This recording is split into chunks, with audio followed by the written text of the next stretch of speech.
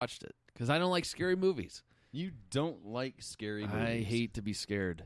Okay, so what do you mean by scared? Because I mean that's a clown. Like, is clowns kind of your thing? Like, I mean, do clowns bother you? It's not my thing. But I also didn't like Poltergeist when the clown came to life and started attacking. I've never seen that movie. Oh, you didn't see that? Not start to finish. I remember they're coming or whatever. Oh yeah, they're back. Yeah, they're back. The iconic scenes. No, I don't care about clowns. I don't like. Everyone tells me that it was like the scariest movie they ever saw when they were kids, and that's like that doesn't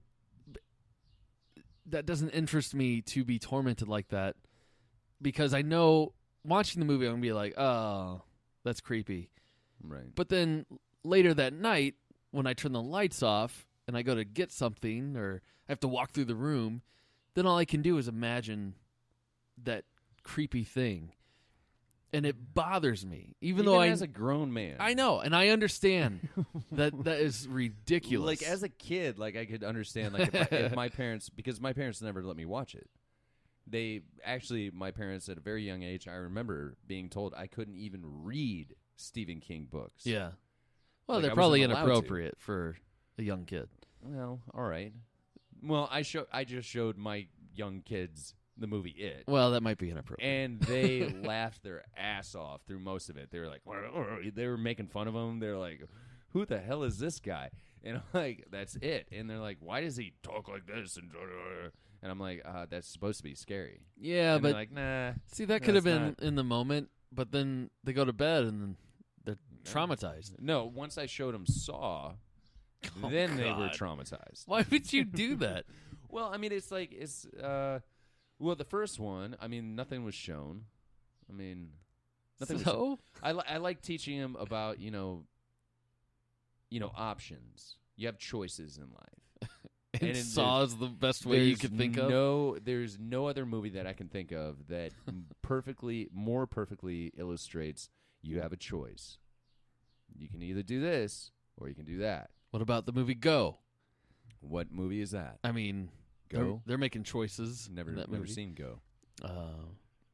Well, I mean, it wasn't a great movie, but it's kind of a big hit. So Saw, like, to you, like, you walked in. I was in the middle of Saw 4, I think it is. I bought the entire set at McKay's for $17. All 7 movies. Yeah. A back-to-back collector's edition, $17 in the bank. And I also bought Brokeback Mountain. Now, of course you would. I know this leads back into a lot of questions, but it was 25 cents, first of all. It was in pristine condition. But I do remember... Just one spot on the cover. It's a little crusty. Sticks a little. 8. But, like, I remember did you ever see the movie? No. Never saw it. Mm-mm. See, I remember seeing it back in my day when I was very homophobic. Okay. Like, it made me uncomfortable. So now that I'm, like, I think that's what... now that I'm secure comfortable. Now that I'm comfortable in my sexuality, yeah. I feel like I would have a different perspective on it. And it's one of Heath Ledger and Jake Gyllenhaal. I mean, they're tied to that movie for the rest of their life. I mean, there's nothing they can do about it. It won like 18 Academy Awards, blah, blah, blah, this, that, and the other. So far ahead of its time. I kind of want to watch it with, fresh eyes, if you will. Yeah, see, I'm not going to ask you to watch it. I was never interested in that movie either. Why not? The story of 2 men pretending to be... Not pretending. No, they're pretending... Because they have wives and stuff, right? Right, well, yeah. And then one of them does. Then they fall in love with each other. Right. And then they have this love affair. Sure. And then I don't know how it ends. Either they get together or they don't. So remember. It's an unhappy ending for both the wife or for the 2 guys. So it's a no happy ending in sight, and that made you not want to watch the movie. Well, no, it's just I don't. Other than them being gay, what is there about the movie that I'd want to watch? You know what I mean? What makes it this groundbreaking movie other than the fact that it's two men instead of a man and a woman. Well, I mean, like, just looking at it from like a performance arts, kind of standpoint with Jake and Heath, two straight men, allegedly, coming together and making a movie and having. Can you imagine like being like, all right, I want that role. I want to know what it's like to feel gay, I guess. Well, yeah, but that'd be like, can you imagine playing a psycho killer?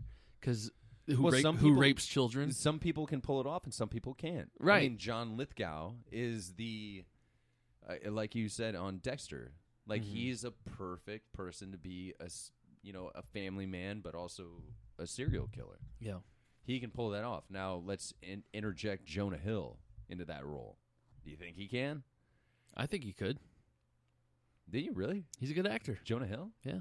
All right, what about Channing Tatum? If he can take his shirt off, then who cares? Hey. But I mean, like, I think the reason that both of those guys took that role was to try and stretch their art form as far as they possibly could. Well, I hear it's a beautifully shot movie. Ang Lee and his wide lens and even wider one for the sex scenes. Hey-o. And I don't know. The story does not attract me. I even if it were. Because somebody's getting hurt in that situation. Well, in that love triangle, somebody's getting hurt. Everybody doesn't get to walk away from that being like, all right. Yeah. Cool. I like dramas, but I don't care about the love story. Okay. I'm not into romantic films. Give me an example. Like, what's your most recent favorite movie? No, that's tough because I hate every movie I see now. Really? And I don't know what happened. Maybe I'm jaded, or maybe they suck at making movies. The last movie I liked, and it's pretty old because I just watched it, but it's old, was Interstellar. Okay. That's the one. Matthew McConaughey. Matthew McConaughey, he's a space guy, right? Yeah. Okay. And that was... Spoiler alert. Let me hear about this because I'm not going to rent a Matthew McConaughey movie. Okay. Well, okay, so spoiler alert. I'm about to tell you what happens in Interstellar. Can't wait.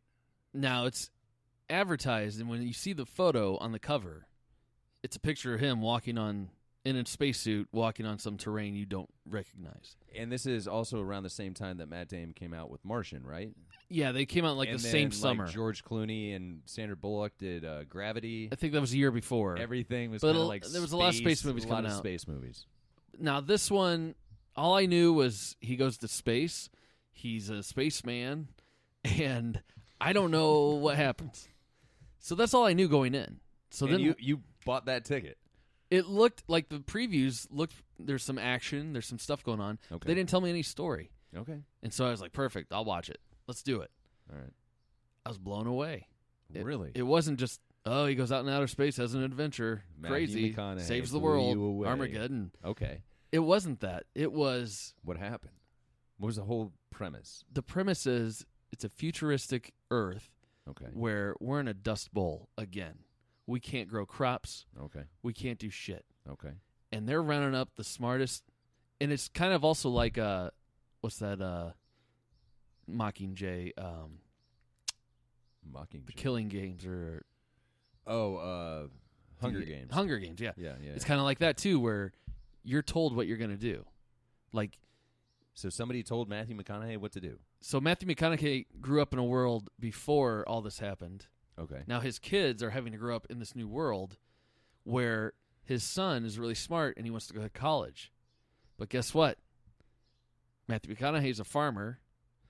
The world needs farmers. Right. Desperately needs people who can learn, who can figure out how to grow crops. Right. This kid's going to be a farmer. There you go. He's like, but I want to go to school. No, that's not how it works. No. It's like communism. Okay. This is All you're right. going to help society by doing Rebuild. this. Yep. Okay. So then there's this like weird phenomenon going on in Matthew McConaughey's house. Like, it turns out he figures out this code. Aliens are talking to his house.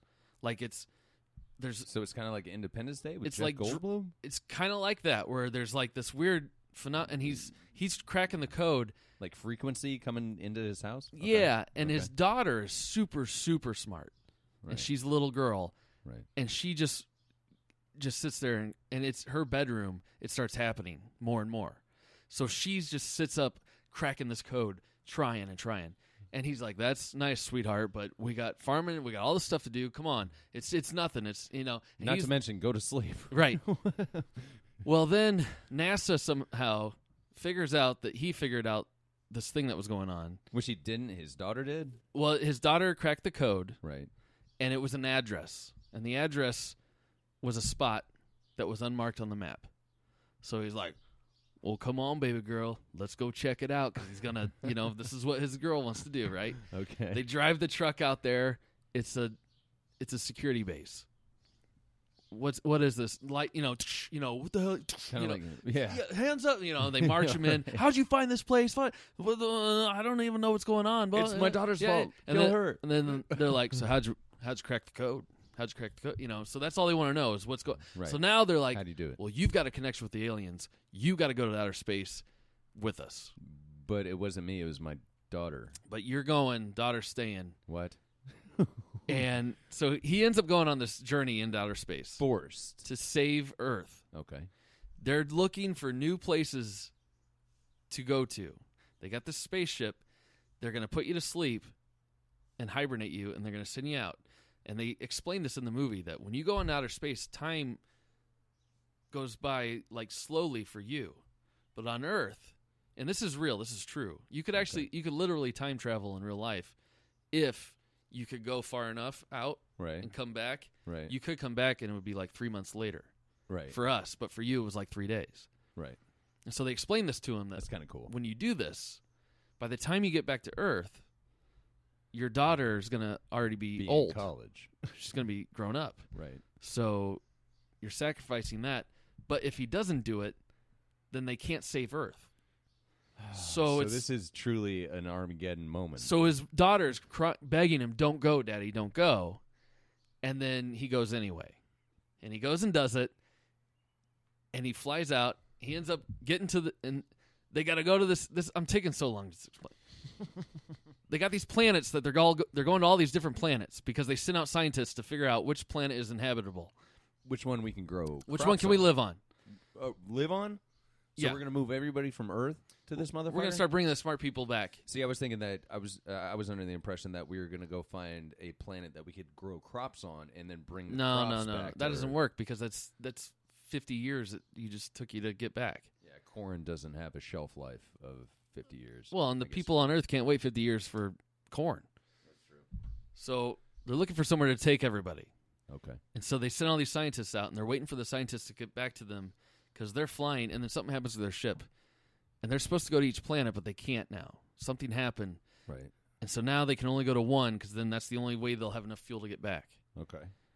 So the one girl on the plane picks her boyfriend's planet. And now Matthew McConaughey's like, "That's bullshit. The mathematics show that we should go to this one. You just want to go see your boyfriend, and I want to see my fucking daughter. If we go there, I don't see my daughter, you see your boyfriend." And so they're fighting about that, and you don't know who to trust. Can you trust her? Can you not? Right. They get to the planet. Matthew McConaughey is the smartest, or Matthew, what's his name? Fox? Matt Damon. Matt Damon. Matt Damon is her boyfriend. Who's whoa? Isn't that Martian? No. He's also in this movie, though. Oh, my God. Now, so Matt Damon spent some time in space. Matt Damon has been on this planet trying to figure out if they can live there. He's just been hanging out. This is actually a scene you would think was really cool.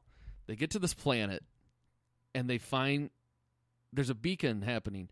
See, they get to the planet, and to the guy on the planet, it's only been, he just landed. Like, he landed like 20 minutes ago. To them, he landed 6 months ago. A long time ago. Right. So then they catch up to him in time, and they land, and they're like, "Where the hell's this plane?" The beacon says it's right here. And they're walking around, they're like, "What the?" And they're walking, and then someone figures it out, because then they start seeing, like, the ground getting a little, like, what's going on? Footprints and... They're not on land. It's low tide.